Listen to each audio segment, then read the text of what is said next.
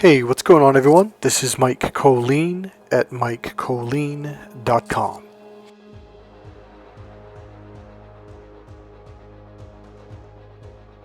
Okay, so I finally got it. So I just received a video that was sent to me earlier today. So I had a video come out about a week ago. I gave you a very short clip of me speaking on this international podcast. So I got the full clip, the full video. I tried to record it, but it didn't sound as good. So he finally sent it to me. Now, this is a political podcast. It is about, so the title is Special Report Navigating Psyops in an Unrestricted Warfare World. So essentially what happened, I met this guy. His name is Wayne. He lives in Canada. He has an international podcast. He's been doing it for years. He found me about, I think it was just after the lockdowns, about the 2 or 3 months into it. I kind of got into an argument with someone on YouTube, and I basically said, screw you Canadians. Because I said, Americans would literally rush across the border even if we're not in the military. We'd bring our guns and we go across to protect you guys. And so Wayne came on and said, hey, not all Canadians feel that way. A lot of us love America. Which really kind of caught me off guard. It struck a chord with me. And so he contacted me, found my email, and he invited me onto a podcast. It's the same podcast, but he had a different name for it back then.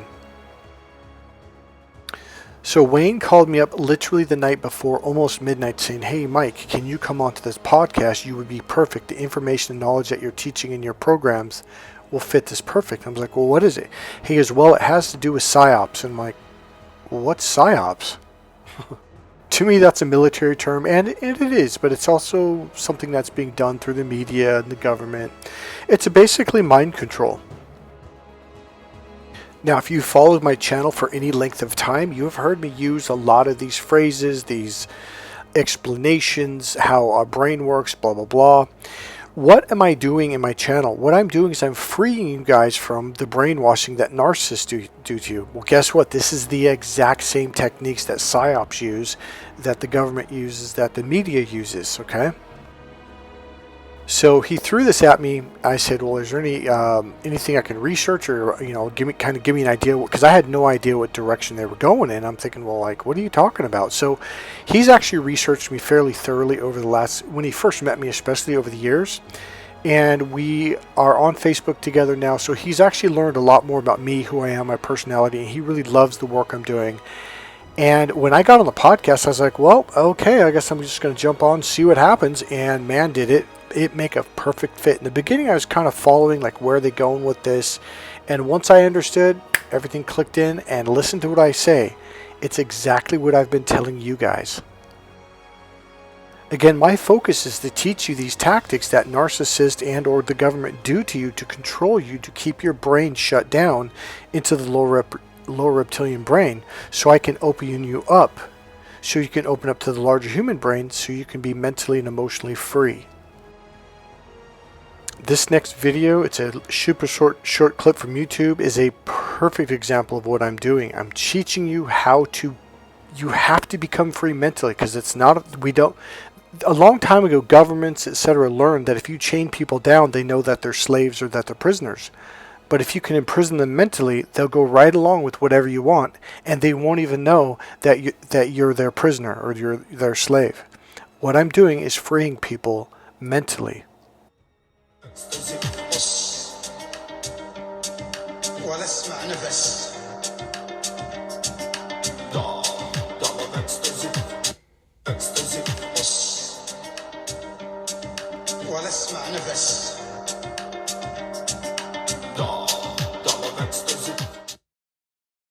Kind of scary, huh? Believe it or not, but they do that to humans. People literally just obey. One of the first times I saw it was after I did these series of NLP trainings. I flew back home from Hawaii, and I was going by my old elementary school in Vacaville, California. I had my windows rolled up, had my music on, and it's a huge grass field in the back, and all these kids are kicking soccer balls and playing around, shooting basketball because it was break time.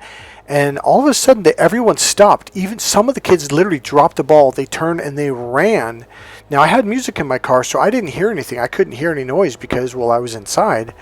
And I'm like, what the hell's going on? So I turned my music off, and then I heard the bell ringing, and some of the kids ran back and got the ball and then went back. It was such an automatic trigger or anchor. It's literally anchored into you neurologically, but you don't even know it. And this was done to you at a very young age. There's a lot of tactics that were done like this that get you to conform and do as you're told. The main thing is to turn off your actual brain to get you to just respond, do as you're told. Most people are asleep and they don't even know it. It is time to wake up and see what's going on. Okay, so I joined a little late at 13:40 if you want to skip to that.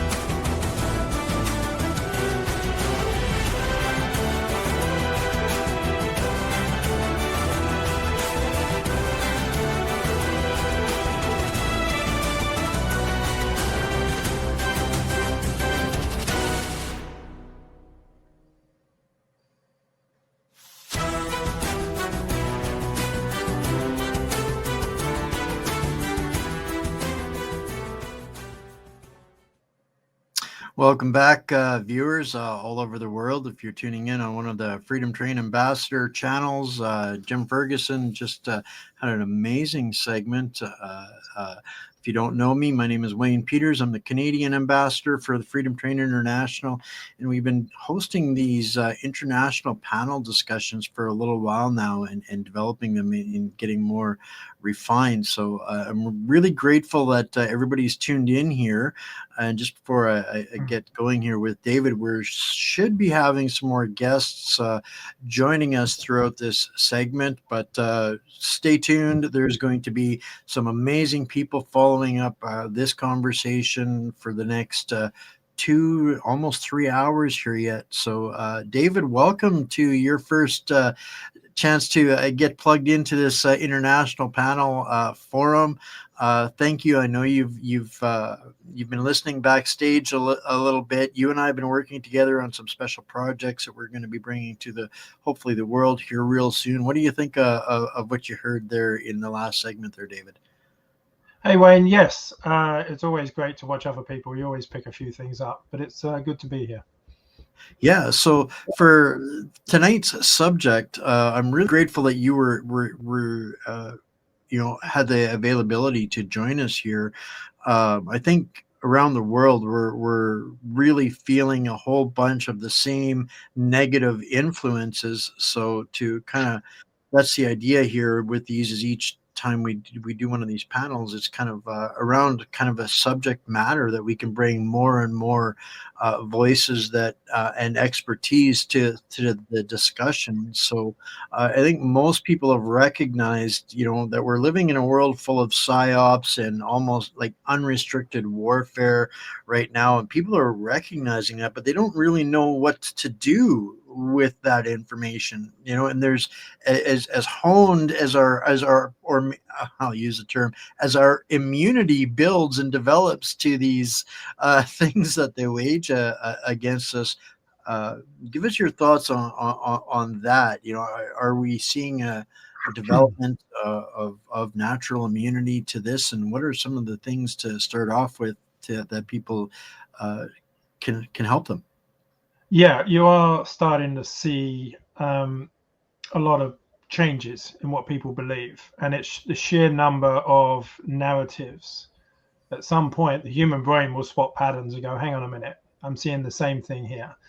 What you've also got is, and we've studied in depth, what is actually the change that makes the change? What is the difference that makes the difference? So there's almost this accidental thing that's going on with a lot of people where they will get through to someone and they don't know what did it.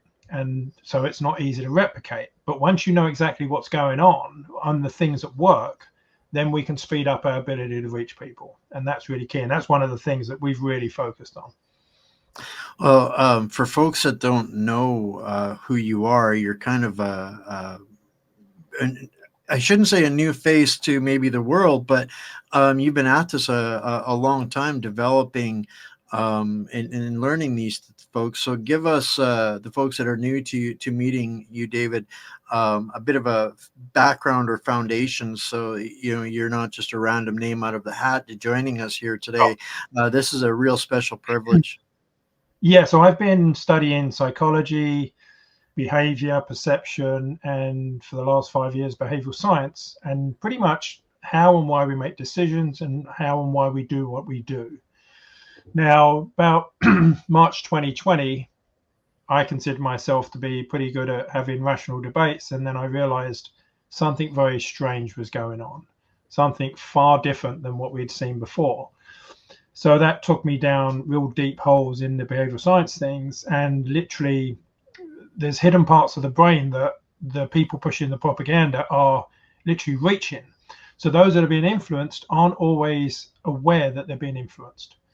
And that's what's really key. So we started a project shortly after March 2020, and we've been pretty much trying to keep a low profile so we're not silenced and sort of cancelled. So we spend a lot of our time consulting to a lot of the scientific and academic groups behind the scenes to show them really how behavior works, which is if you understand how behavior works, then you can positively influence people and ethically.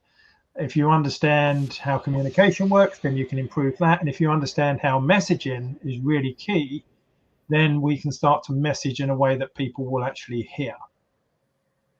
I think that the work that you do is so critical. I work in the news and editorial and opinion spaces, and some of the most common things that I notice is that it doesn't seem to matter which country we're in, which region we're in.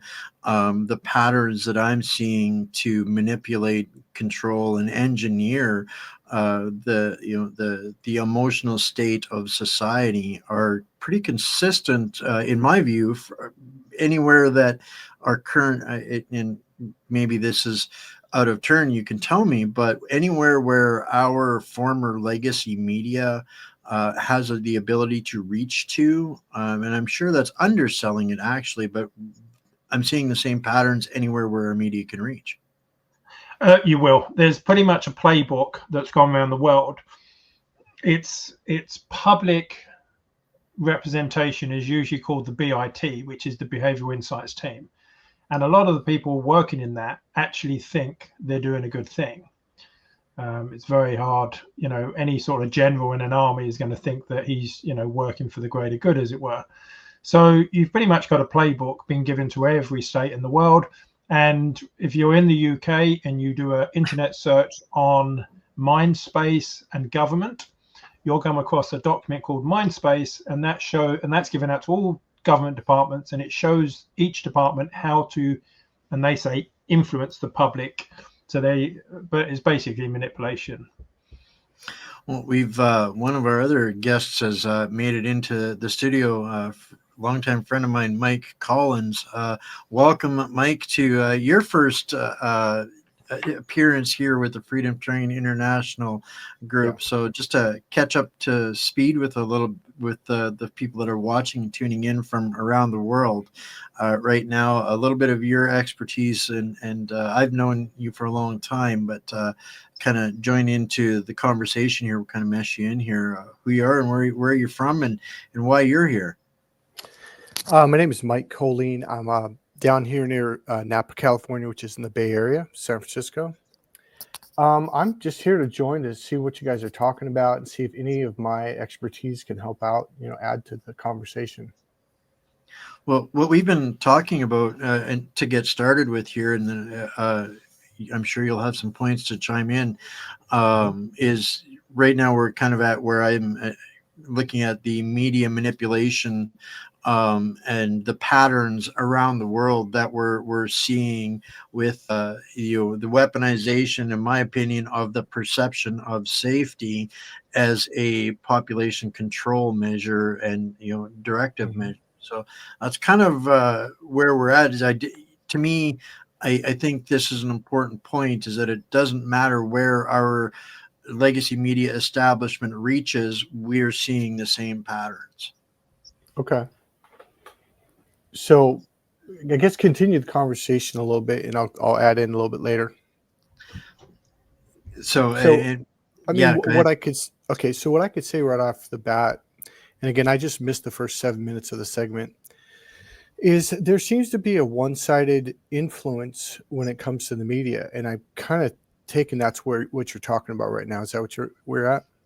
Yeah, there's an agenda, a directive, a playbook, and a plan in place, and it's impacting, I think, and overreaching pretty much everywhere. We've got the UK, Canada, and Southern California here, and I think we can probably all identify the exact same patterns in our neighborhood anywhere. Yeah. Well, we ran a project about 11 years ago, and there's a thing where you read a news article and you start trying to work out what are the assumptions that they want me to make. Okay. And it didn't matter which media outlet we checked, it was pretty much the same story with just different words, which you wouldn't have seen in history. You would have generally seen different newspapers taking different angles depending on which politics they held, or the beliefs of the writer. But that's literally was void now. So it's almost as though they say, right, this is the opinion we want you to create. Just go and do it. Yeah, and that's what we're seeing. And it's pretty crazy, because these filters are being created in people's minds where they literally think that's the truth. Yeah. Okay. So I'm going to add a little bit to what my expertise is. So, and this is Wayne knows this about me from the past. So I went to college, studied psychology, and then I got involved in neuro-linguistic programming, which is about language and how language affects your emotions, your behavior, what you believe, and how you can use this to influence people. So I use it therapeutically to help people.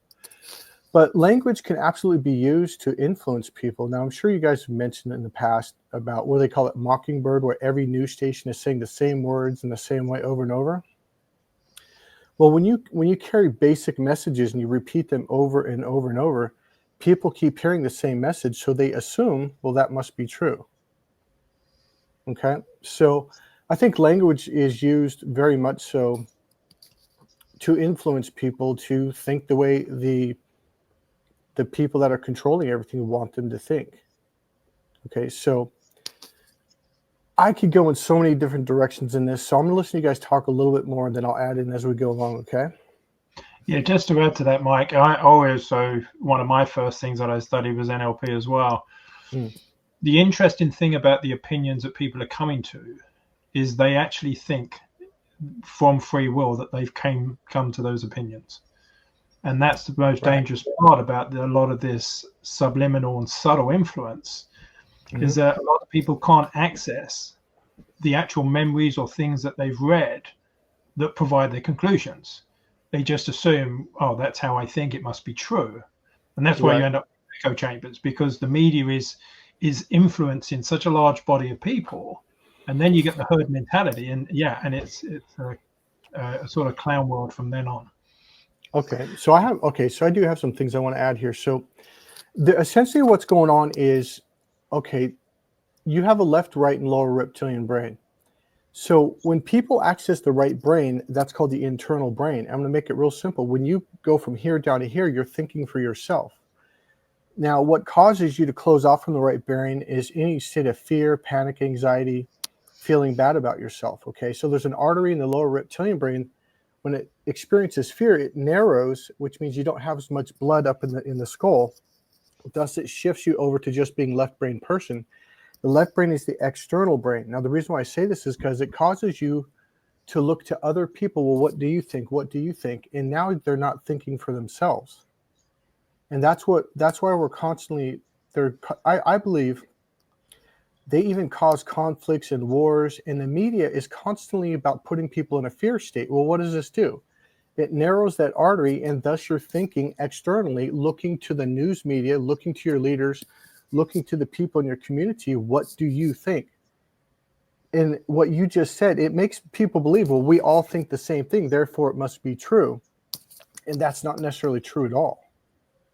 I have to add a little point here, because my kind of awakening to all of this was being in marketing, and working with a client that was a specialist in neuro-linguistics programming, and she was using that knowledge to the good. But then through my development in marketing, I was seeing these were the next levels of training, the success models. This programming was identified and being implemented into social media marketing, and that was where I myself started to put two and two together and go, wait a minute, this is manipulation. This is no longer, sales as we knew it. This was, programming of people at scale, was what gave me the nightmares, and kind of washed my hands of the industry and get out of it, because I was literally seeing this weaponization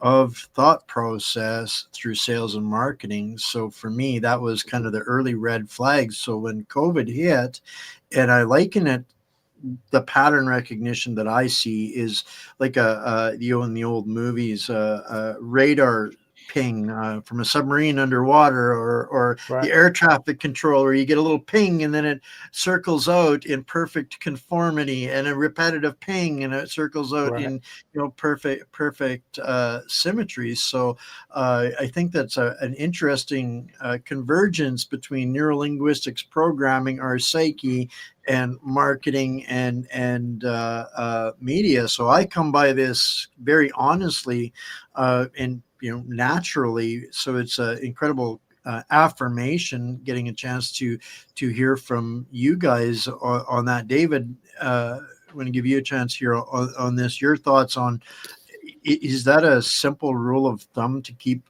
people safe? Well, safetyism, is what we're seeing. But of course, the primary function within the brain is survival. It's survival and replication, and everything at a sort of conscious level will be based on that. But you won't be aware always of that primal drive. You can't even walk in the supermarket now without them saying we're keeping you safe and all this thing. So it's a real big push.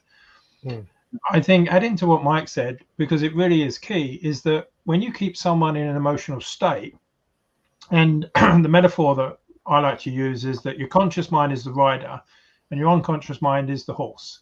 Now, the rider can critically think about things, it can judge and weigh things up.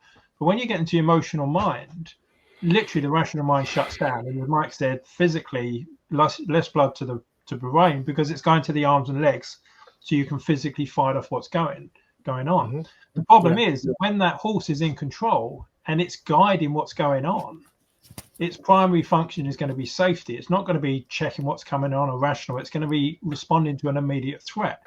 And that's one of the benefits, because they say fear is a currency of control. And when someone stays in a frightful state long enough, they start to freeze, they start to have all these other responses. And then a lot of the time they become very apathetic. And that's what you've got. The thing that people aren't realizing is, to a T, most of the people that know what's going on are not having a great deal of peace at the moment. Okay. And they're not real. Like, I had dinner with a scientist last year and she said, oh, I've had enough. It's not making any difference. I'm not going to bother anymore. And I said, that's the perfect state they want you to reach. Okay. When you know everything and you don't, and that was literally what happened in communism. Pretty much everyone knew it was nonsense, but you're just complying because you're worried about what's going to happen.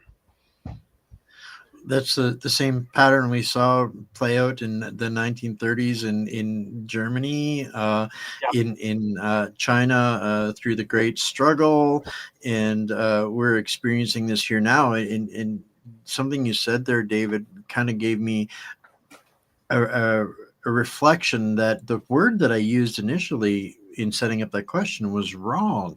What I should have been asking was, does this help us build immunity, recognizing these patterns? Because safety is a completely different direction for our brain to work on. And what my revelation in understanding that was, we look at these entities that are perpetrating these things, and they want us to be afraid. And we typically, John Q. Public, use the same methodology. Fear those guys, they're doing bad things. So we're literally setting up this endless doom loop of fear. Both sides fear the other side in this.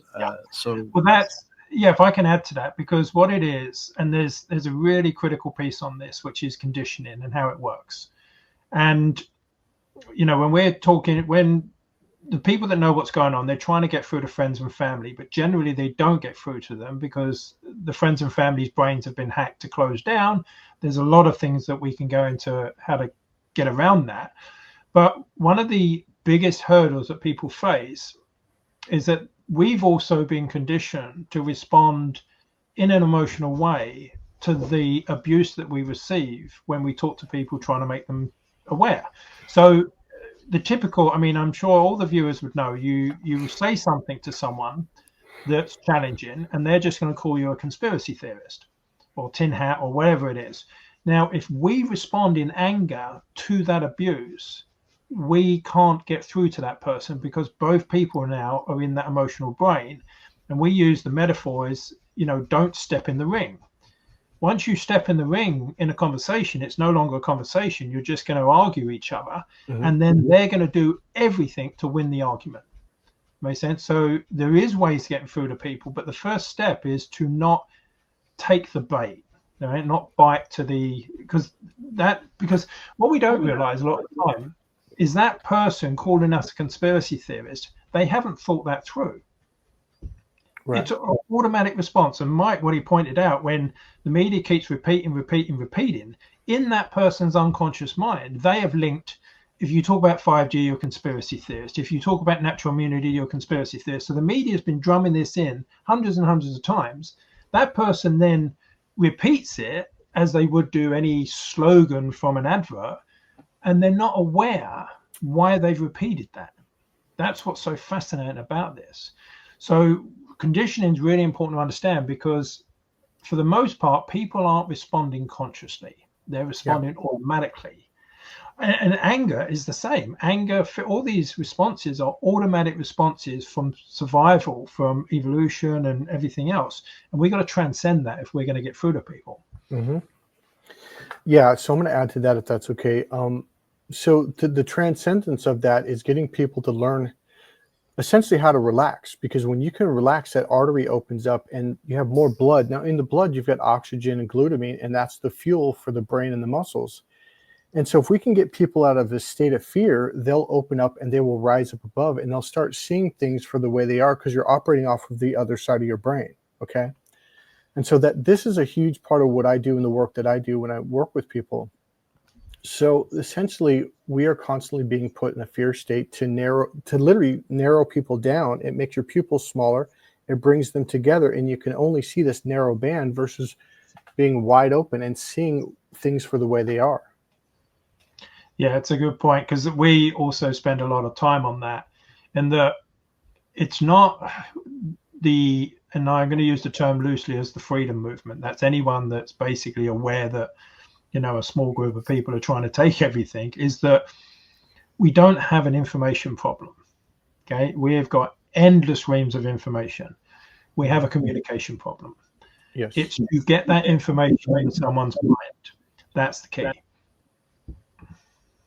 I tell people often that my ears are my best weapon, because I can't, you know, what I've learned is when we have somebody that's initially open to a dialogue about something, and it comes that then they don't want to hear it because it's challenging their safety and their realities, the volume just goes down. And the more their volume goes down, they're not listening. The more we attempt to give them a drink from the fire hose, or if they are listening, well, then we ultimately shatter their realities where they're at, and then they become non-functional. And then I've seen people literally destroyed by realizing that their reality isn't as they perceived it, and they become non-functional. And so this is where I look at, the volume and the scale of this as completely reshaping and re-engineering our society as we know it. Yeah, well, the key point there when we're talking to people is the frame in which we talk to them. So it's really the angle in which the person interprets it. So a lot of the time, people are just not thinking that through, and they're just sharing lots of lots of information that's very disturbing. But if you put it through a frame of empowerment, once you know what's really going on, you can be empowered, and then you can do something about it. From that frame, and then you deliver the information, the person then realizes. And of course, a lot of it's about, this thing we talk about, pacing, that you can really put an angle in which that person can feel that they know more than they did before, and then they can use that information to protect them and their family. Empowering the sense of discovery. Mike, have you got some thoughts to add on that? Yeah, I do. I've got a kind of a million thoughts going through my mind. It's kind of going back to what he was saying. Don't jump into the argument, because you kind of or don't jump into the ring. But I'm trying to find a way to put this together. And I keep going back to the fear state, is if you can get people to just, man, I don't know how to say this, to be honest with you. I'm trying to figure out a way to put it through. Well, it's where, and I'm just, if you have to break out the Crayolas, I'm good with that, right? Mm-hmm. And that's I think where most people are at, is they've been so damaged by the overwhelming amount of information that, and you said it, David, we're not able to communicate because we're literally drowning in the information. You try and talk through a mouthful of water, you can't do it. And that's kind of the analogy that I feel, see, and encounter a lot. Well, there's this concept that's really key. There's a really interesting book that's called Mistakes Were Made But Not By Me. And what it shows is that the combination of system justification, which is people don't like their worldview being challenged. Okay. Mm-hmm. They certainly don't like that happening consciously. Getting a bit of an echo here, actually. Is there anything I can do to reduce that? We're not hearing it, or I'm not. Oh, okay. If you guys are not hearing it, that's fine. Let me see if it's me. Am I echoing right now? No. No. I was only hearing a bit. I've put the headphones on, so hopefully the viewers are not having that issue. So it's this real concept that people aren't consciously deciding the opinions that they're having. Okay, what do I mean by that? So basically, if let's say you trust someone and then you suddenly see them deceive you, you don't sit down and consciously go, I'm not going to trust that person anymore. You just have a realization. You have this conclusion that I'm not going to trust this person anymore. Now, you don't have to consciously think that through. So what's going on that's really important to understand is that the conscious mind is like the security guard at the door. It's the watchman at the gate. Now, the reason that people are having trouble getting through to someone is because that watchman at the gate has been informed. If this person mentions 5G or vaccine or whatever, they're a conspiracy theorist. Okay, so talking to people and giving them facts doesn't work when they hold those beliefs. But here's what really does work is when you show them information. Okay, that's what's really key. Once you show them information, now that watchman at the gate, there's a part of the brain called the reticular activating system. Now, that is what filters the information out. So the reason that people aren't getting through to anyone is because no information is getting past the security, the doorman. Now, when you tell stories, you use metaphors, and you ask very good questions, what happens is that security guard, well, in fact, when you're telling a story anyway, the security guard has to take a break because there's too much information coming in. And that's why the media uses so many of these techniques. So anyone that's interested in these things, you look at narrative transportation theory, the media knows how to structure a story that the person's unconscious mind will absorb it, and then the conscious mind will have a conclusion. That makes sense? So understanding these things, I really believe that can amplify people's success so much in order. And of course, what's going on at the moment, in my opinion, is that people are accidentally getting through to others. And there's some people that are naturally good at telling stories, etc. Mm-hmm. And when you first talk about this, people go, oh, I'm no good at telling stories. But you are, because when you tell your friends what you did last night, you're telling them a story. You don't list it out fact by fact. What we Right. try to do when we're talking about something scientific, you literally tell them a story. Yeah, okay, I'm gonna add to that. So yeah, the way you reach people's unconscious minds, the way you reach them beyond that, the gateway or what you call the security guard, is use stories, metaphors, and examples. So most when I'm working with my clients, I'm constantly sharing story after story to shift, like they're in this state of mind or they're this stuck state or they have a phobia. So if you can talk to people using stories and examples, they're more likely to listen to that with with literally more open mind versus this critical thinker, which I think is what you meant when you said this. Would you call it the security guard or the? Yeah, it's the watchman at the gate is historically what it's been known as. Yeah.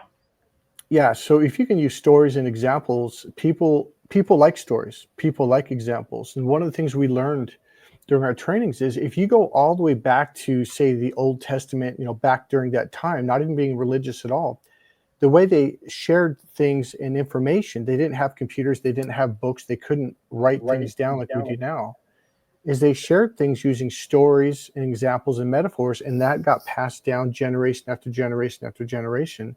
So what happens is the way our brains are wired and designed is we like to listen to grandpa talking about stories around the campfire. So when you do that, it puts people in a more open state of mind so they can receive what you're saying. Yeah, that's so spot on. I mean, it was Plato that said, those that tell the stories rule society. Yep. There's literally subject matters now that the media is literally instructed how to tell a story. And you'll see these, that's what you'll spot, Wayne, when you talk about that. Because it's a very powerful playbook. And what's going on is that when you look at the studies, I mean, for instance, people that read Harry Potter were more tolerant to immigrants, and you had these patterns that, and what I think it's narrative transportation theory says, is that when you're telling someone a story, it will shift their opinions, but they won't be aware that they're shifting. Mm-hmm. So it's so powerful. In my job, we realize that stories elicit emotions, right? And that can be used good, bad, or otherwise. And what I'm seeing now is an overwhelming abuse of just basic human nature, and that people fear what they don't understand. You can be the biggest, baddest dude in your country, but you hear a bang in the night when you're asleep. You pop up, and your first response is fear. Your adrenaline is going until your emotion kicks down, and you can reason out what created that noise, and you go back to sleep. Is how far off is that for a layman? I don't think it's far off at all. I think when people are in a state of fear, they close down. When they calm down, they just open back up. So, and I think that's what you were saying earlier about 10 minutes ago about don't jump into the ring of the argument, because it's not going to get you anywhere with them. Yeah. So if you can create a more calmer space, if they're around a bunch of their group, their people, their kind, they're just going to have this one way. But if you can just talk to them in a calmer space, they're going to be more willing to listen to you. Yeah, so absolutely. I was going to answer that. Sorry, Wayne. No.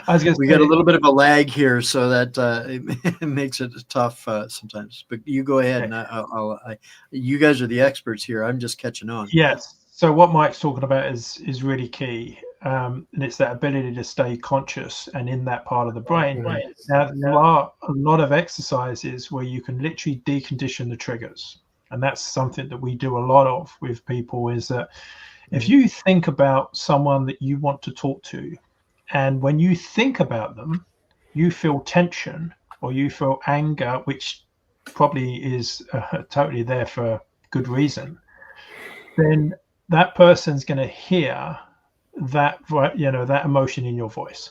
So what's really advisable, and some of the real great testimonials we've had of people who have managed to let go of the emotions, and they're justified. You're owed a lot of apologies. The problem is that if we don't let go of those emotions, it makes it very difficult to get through to people. And we've had people let go of the emotions and suddenly get through to sons and fathers and those kind of people, because they're going to, well, all the studies show that if you present a fact to someone that they disagree with, they'll actually believe what they believe even more than they did before. So it creates this reactance process. So what we're saying is that if we understand what's literally going on in a communication between those two people, then you can find a way to get through to people. Well, that it would seem to me, even from my basic understanding, that people fear what they don't understand. This is where we come in with the fire hose when a few subtle words is all that was required to give them a sense of discovery. We come in with too much information and not enough communication. Yeah. Plus, you really want to think about the information you're sharing with people, and you want an on-ramp or a slip road, and you want to start to, if you was to look at your list of facts and grade them as green, amber, and red, green being the most easy to digest, red being the most difficult, don't start with the red. Start with the white. So I literally will mostly start with corruption, because everyone can see it constantly. And once they're on that slip road, because it's going to get that first step, because I managed to get through to a lot of people at the early stages, some of my family, where I just got them to take one step themselves to go and research something, not pressurized, and then they did the rest themselves. I think most of us automatically default to the red, because that is the thing that has us so emotionally imbalanced or upset or fearful. Yeah. Do you want to add to that, Mike? Because there was a metaphor I wanted to add after. Oh, I'm sorry. Did you say you wanted to add a metaphor to that? Is that what you said? Yeah, but I can do it after. So go ahead, sir. Well, I'm kind of going to change the subject a little bit, but so go ahead and do yours first. Yeah. So on what you just spoke about, Wayne, it's such a common thing to do, because if we imagine our knowledge is like a hotel of knowledge. Okay. So imagine how many years you've been studying what you've been studying. If you imagine each floor in the hotel as a level of knowledge, which builds on the previous level. So a lot of the time you need a foundational level to go to the next level. Now, in anyone's hotel, they'll be sitting in the penthouse. Now, we often shout down to someone from that penthouse, but that person hasn't yet come in the lobby. So what you have to do is you have to go down to meet them where they are. If you don't meet the person where they are, that gap causes them to go conspiracy theorist. It makes sense, because it's too far away from what they currently believe. But if you meet them where they are and gradually move them, and in fact, this has been used very unethically. So they've gradually moved people to very different belief systems. But if the bottom line is, you always need to use the truth. And if you use the truth through truthful stories, you can introduce it bit by bit, and then the person will move. Because if it's taking you 4 or 5 years to accumulate, or for some people a lot longer, if you try to download that to someone in 10 minutes, what do you think is going to happen? But that's literally what we try to do. Right. Mike, go ahead. Well, I was going to change the subject, but I understand what he's saying. I'm trying to think of an example of how to meet someone where they're at, because I mean, I'm thinking of like just basic stuff I learned in NLP is like, let's say if someone has a belief, it's like he was saying, it's kind of like building a structure. Everything that their entire structure is built on lies, and they think it's the truth. And when you show them the reality of it, it destroys their structure, and it causes them like, well, how do I look at life? Like, how do I, because it's all gone. And so did that make sense, or was that too vague? Absolutely. And there's some great metaphors there. That's why, when we talk to people, it's about giving them a good picture of what the future can look like when everyone knows what's going on. Mm-hmm. Because everyone's getting pictures in their mind of 15-minute cities and dystopia. But that, again, is the manipulation. All right. No, okay, this is what I wanted to add. And it is going to shift, but it's on topic, exactly what we're talking about. So you have a rectangle, right? So they call it the binary thinking, or the either or thinking, or what's the other one they call it? So essentially, when people are narrowed down and that artery gets narrowed, you draw a line down the middle. So that's two boxes. And what I call is either or thinking. It causes people to go to the extreme left brain. It narrows your bandwidth literally from, instead of being left and right, it's narrow and it's all the way over here. All I'm trying to say is it causes it to be two square boxes next to each other. I call it either or thinking. It's either A or it's B. There's no other options or possibilities. So when we can put people in a fear state, that's what happens. And so my whole thing that I do with people is to get them out of that and look at all the different possibilities. But a lot of people are so used to being, if you're in a fear state, everything is A or B, either or thinking. So if I'm good, that means you're bad, right? And it could be, if I'm rich, then you must be poor. It's this either or thinking without all these other possibilities. So what happens is, if you try to pop a lot of people out of that, it can cause them to kind of freak out and to shut down. But it also causes every single issue to come down to this black or white thinking when there's a ton of other options. And so what it forces you to do is, well, they can't be if they're good, that means I'm bad. If they're right, that means I'm wrong. No, can't have that. And it forces people to take all of this factual information and throw it in the garbage and discount it, because I have to be the good one because I only see things in A or B. Did that make sense? Yeah, well, that's actually, you're touching on a lot of the things that we researched. So there's a thing called the polarity of beliefs, which is when you look at most strong debates, what you generally find is 45 and 45 at extreme ends, and you get like this 10% in the middle, and that's the swing voters, and they dictate who comes into power most of the time. But what is very fascinating about this is the identity of which side you're on actually shuts off incoming information. So what they showed was, so take any subject, whether it be gun control, etc., they had each side present the other side a very scientific, articulated point of their argument. So they expected people to come closer to the middle. But in fact, the opposite occurred. They actually went further away from each other. And why that is so important is that if someone calls you a conspiracy theorist or an anti-vax or any of these terms, the caricature that they are putting you into will shut down them listening to anything you say. So the first thing you need to do is reverse that caricature. So what I would generally say to someone is, what did I say that was conspiratorial? And what happens is they are then forced to realize nothing. It's just their automatic response. When they say, an anti-vaxxer, and I say, well, can I ask you what an anti-vaxxer is? So what's going on? What it does, it breaks the caricature. And of course, and once you see, this is another key point. Once you can get common ground and saying it, as Mike pointed out, it breaks that binary, because that binary thing you will see constantly. They've managed to cut a lot of countries right down the middle.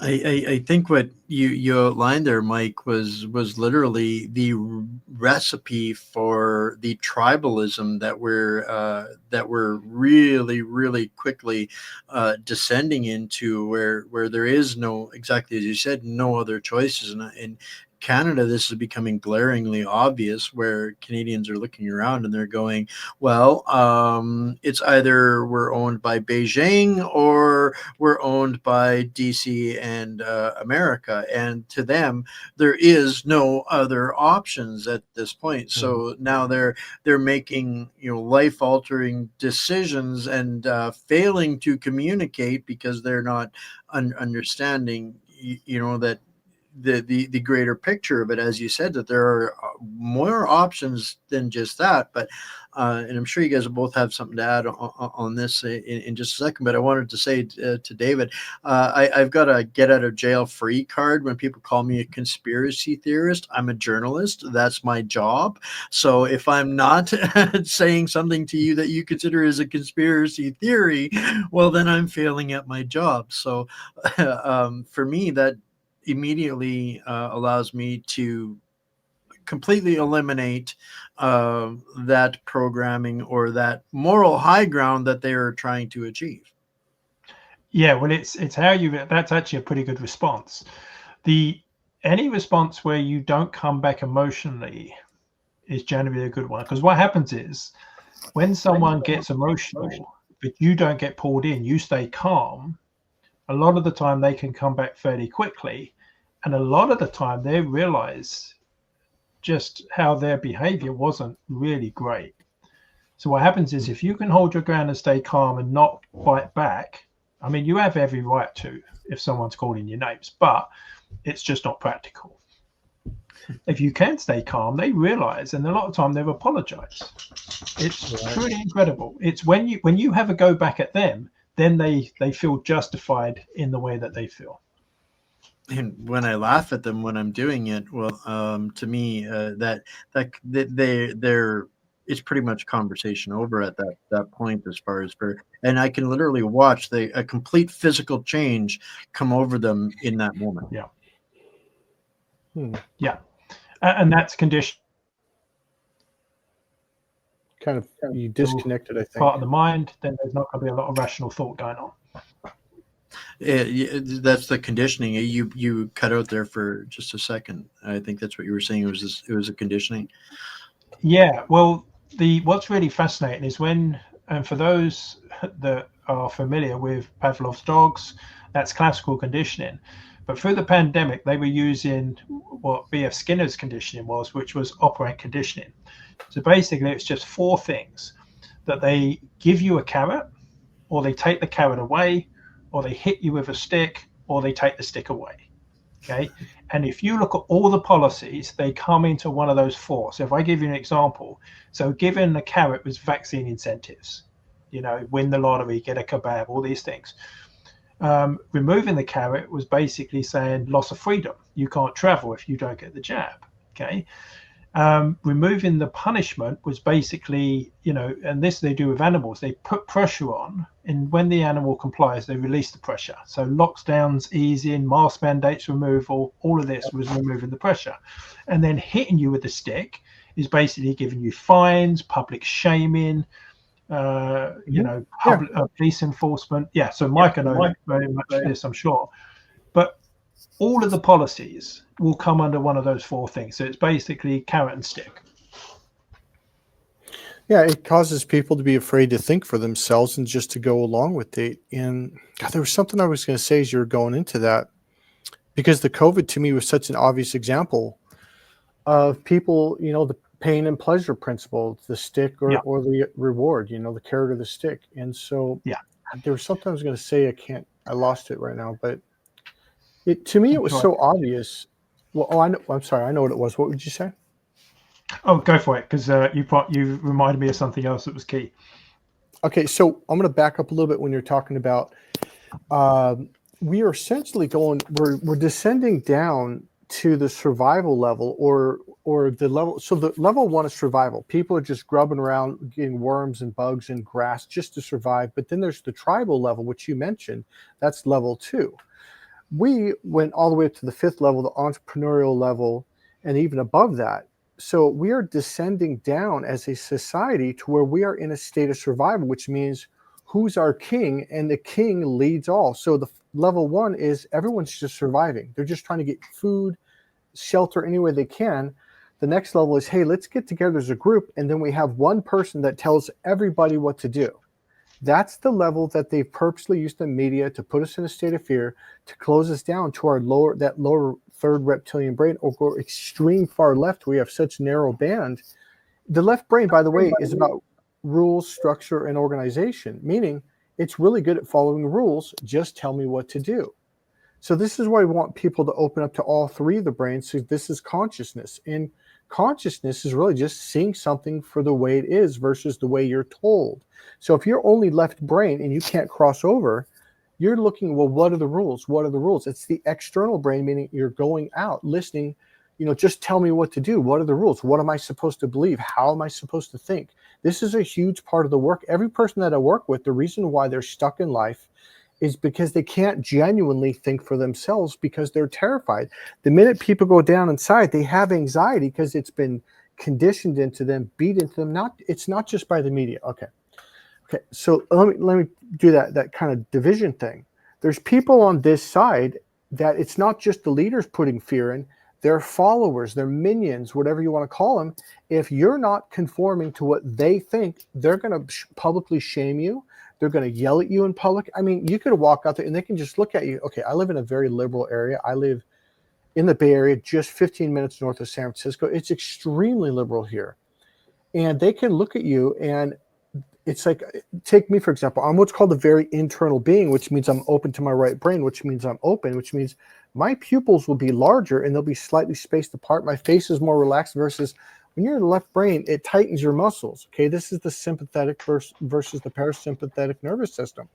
When you're in the parasympathetic nervous system, you relax, your muscles relax. So you get rounder features versus when you're thinking and logical, you're become more mechanical and tight. And so they can see that. So people around here, hey, how's it going? Everything's serious. Everyone's external. And they'll look at you like this. You're at a grocery store, you're just buying food, and they'll look at you. And if you don't do that same narrow lock-on thing, they're like, oh, he's one of them. So when I first moved here, yeah, I couldn't figure out, well, why are people so mean to me? What's going on? I moved here thinking I'm going to fit in because I'm into NLP and hypnosis, and the Bay Area in general is known for that, especially Marin County for energy healing and all that stuff. But man, times have changed from the 70s to now. So all I'm saying is it's causing people to view you as different, and they're going to punish you. And that puts people in a state of fear. And most people cannot handle that if they're constantly being surrounded by it. So all I'm saying, it's not just the media. It's not just the leadership. It is trained. It's conditioned. It is taught, do this, do this. You see that person, punish them. So it's like you're constantly surrounded by it. So you have to get really good at learning what I call internal awareness techniques, because that puts you in the parasympathetic nervous system. It relaxes you, deep breathing techniques, and that will open you up to just see things for the way they are. So, I'm glad you brought that up, because we're down to the last 10 minutes here. This time flies really quickly in these things.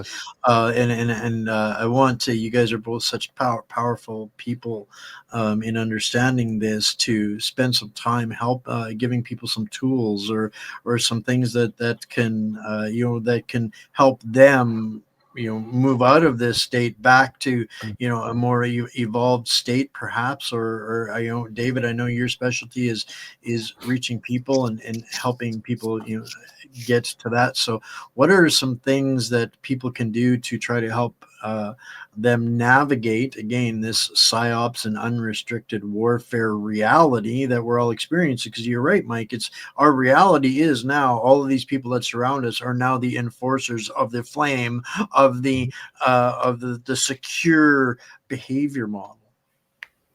Okay, is it all right if I go?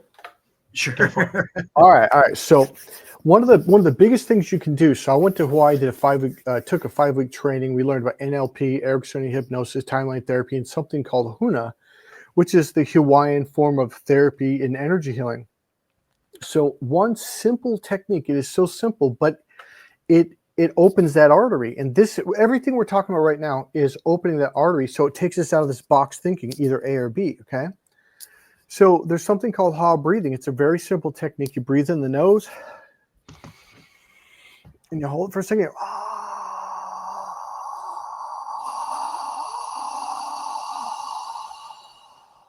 And you do that for about 15 to 20 to 25 reps. And I'll even do it longer than that, but we have a time limit here. So I'll do that for 20, 30 reps. I could do it up to 10 minutes. And I promise you, any anxiety state you're in, it will go away, because what happens is oxygen molecules get into the bloodstream, and that little artery in the back of your brain, in the lower reptilian brain, it has an oxygen sensor. When it senses there's plenty of oxygen in the bloodstream, it opens wide open and it relaxes your whole nervous system, opening up to your parasympathetic, meaning your right brain nervous system.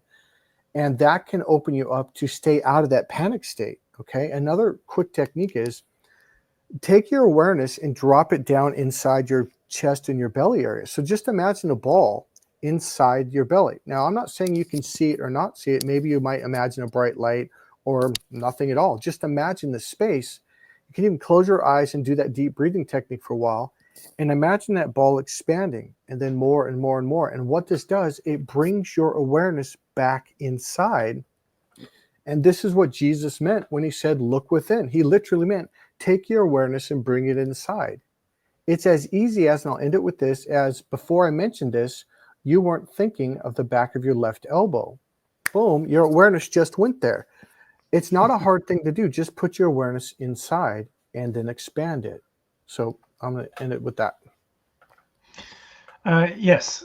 So yeah, the staying calm is very, very key. We made a video which is called Dreading Family Gatherings, where we take people through an exercise to release the tension in a conversation. You can access that on the YouTube channel, on the website, reachingpeople.net. We've got lots and lots of interviews and videos talking about many parts of communication, etc. And we also run a bunch of workshops. And we also generally every couple of weeks have a Zoom call, which you can sign up free to, where we just talk about any of these topics. But I think, what Mike's talking about is very key, and there's lots of people doing this. But the key again is it doesn't matter how many pieces of information you have if you can't land any of them. If you land one and you've only got 5, then you've done much better than most people. I would like to add one thing to that. So if you get really good at being internal and expanding your awareness, and it's kind of like peripheral vision, except it goes all the way around, and you do auditory peripheral and kinesthetic peripheral. If you learn how to do these techniques, so I'm going to go back to what you said about 30 minutes ago. You can't just jump in the ring and get an argument and fight. If you can stay what's called emotionally grounded and you can stay open, okay, eventually they will come into that space. And it opens them up. And that's what he was saying earlier on. Staying calm is the key, really is bringing your awareness inside. So while someone's talking to you, instead of going out to them, bring that awareness back inside and drop it down inside, and that pulls you out. So if you can learn how to do that really well, go ahead. I was going to say something else you said was actually key. The pleasure pain principle is that people move towards what feels good. This is why the media has a saying that says, people want to be entertained, not informed. So when you're talking to people, if you can give them that feeling of pleasure, which is being informed, learning something, not the feeling of pain, because they will move away from pain, then move towards pleasure. So it's really finding ways to be funny about it, being entertaining. Yeah. And Mike says, when you're emotionally grounded, you'll just feel much better to be around you. Too many people are talking from an angry position, and that doesn't feel good. Yeah.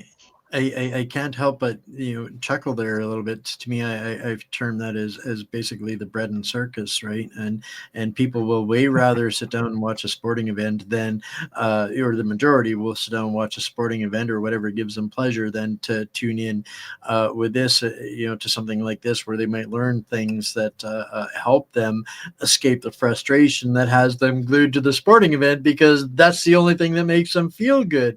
So I want to thank both of you, gentlemen. This has been really, really a pleasure. And I think my takeaway from this is there's a lot of keys, and David, you mentioned the analogy of we're kind of in this giant hotel, and you guys have given a bunch of different keys, and there is no one singular key to escaping this or the finding the safety of peace in our own self-awareness. That there's a lot of keys to this. This is a complex situation, and we've got a lot to process, and opening the doors one key at a time might be prudent. Last 2 minutes before we cut out here, and our next guests are coming on. So Mike, I'll give you the first minute, and David, you get the last.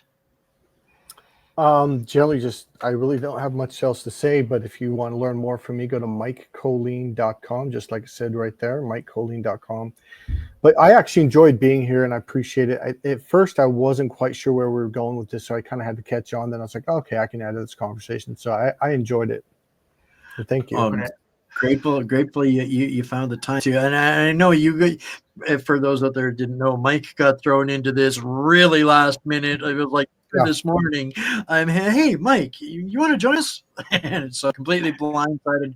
Thank Right. you for your patience and Yeah. bravery to join us in something like this. Well, it's been great to share the conversation with both of you. I'd say, how do you eat an elephant? One bite at a time. Just take it one piece at a time. That's how you do it. It's a one-way street. No one's going to sleep anymore. Pretty much everyone's becoming aware. Yeah. And people think, oh, people don't listen. They don't listen to certain ways in which we phrase it. Okay. But people are waking up and they must be waking up for reasons. So just keep at it, learn how people work, how to communicate, and then you're going to have a lot more success. And you can do it. I think there's so much to that, and to really make it simple, we don't need all the information in the world. We just we can benefit immensely from just learning how to communicate certain parts of that information, maybe a little bit better for everybody. So once again, thank both of you gentlemen for joining us here today. David, I know that we're going to be doing a lot of stuff in the future. Mike, huge respect for you, living in almost the parity of liberalism to where we're up here in Canada. So I tell everybody when I close off my show, stay mighty. We're winning. All right. Thank you, gentlemen. Awesome. All right. Nice to meet you, David. Likewise, Mike. Have a good one. All right. Bye. Thank you.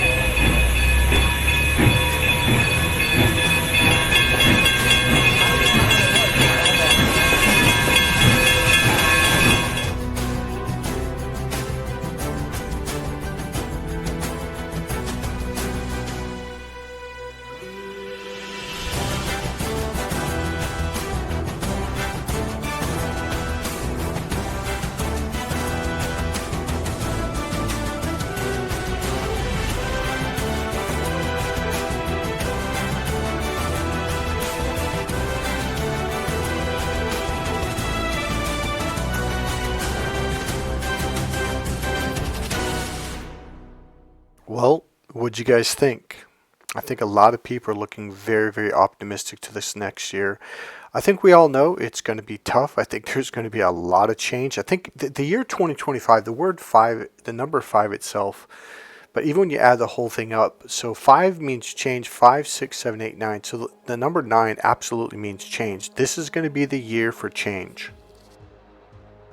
So I added up the numbers 2025. 5 plus 2 is 7, plus 2 is 9.